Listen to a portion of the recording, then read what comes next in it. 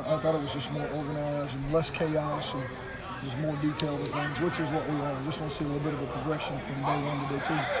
It was we've had 2 good days, which is we can build on that. We're heading in the right direction. Did anything take a step back? No, not really. I mean, we had a first turnover, but defense needs to create those. So I don't know who ripped it out, but we got a ball ripped out. So offense is running at the end and defense is celebrating. But no significant setbacks. I mean, it was a good, solid practice. Coach, is this still one of those things where it's still kind of odd for you when the defense does get a turnover? I mean, with you being the offensive guy, but you are the CEO. I'm trying. When we get to a team setting, if I'm not calling it and it's already scripted, I'm trying to be neutral. The defensive guys don't believe that, but I am. I'll make sure and go celebrate with a guy and tell him great job when they make a play. Hey, best offense is a great defense, and vice versa. So we all got to pull together. I'm sure after yesterday's practice, you had an opportunity today and early this morning to kind of reflect on yesterday and then come into today.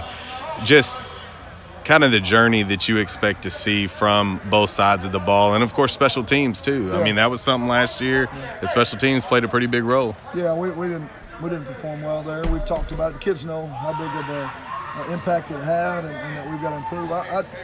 Watching day one practice, I thought it was really, really clean for the first practice. Even the guys that are new, there weren't a lot of mistakes.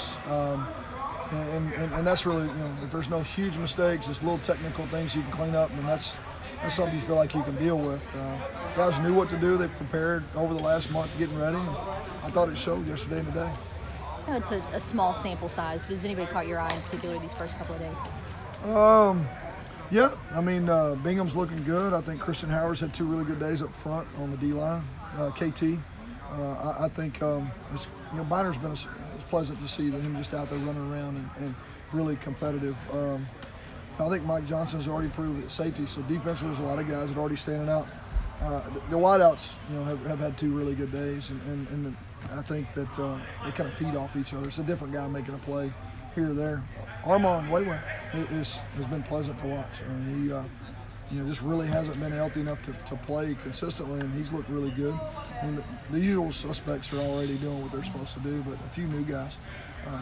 I've been really impressed with the 3 young tight ends that haven't played very much. 2 of them hadn't played at all, but heck, you wouldn't know it by watching them, and they're filling in and look like they're comfortable and playing really at a pretty good tempo starting out. So there's been a lot of encouragement these first couple of days.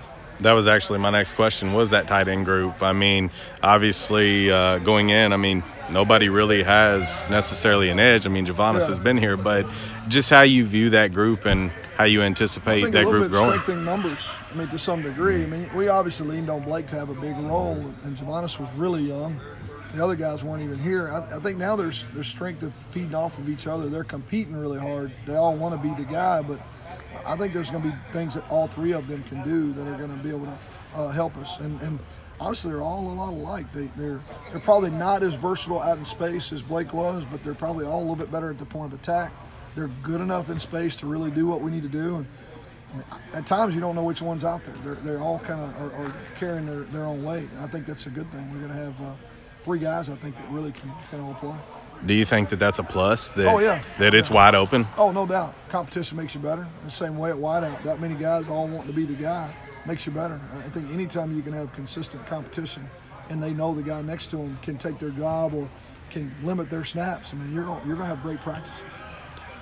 As a guy that's calling the plays with those wide receivers, that group that you're talking about, obviously I know you like Christmas, but with that group, finding ways to get all of those guys implemented in this offense, that is a challenge. It is. I think we've always done a really good job of spreading it around. If you look at how many guys have touched the ball in the past, really not just recent history, but through the kind of over the last 10, 15 years in this system, we've always been really good at spreading it out to a lot of different guys, and I think it makes it tough to defend.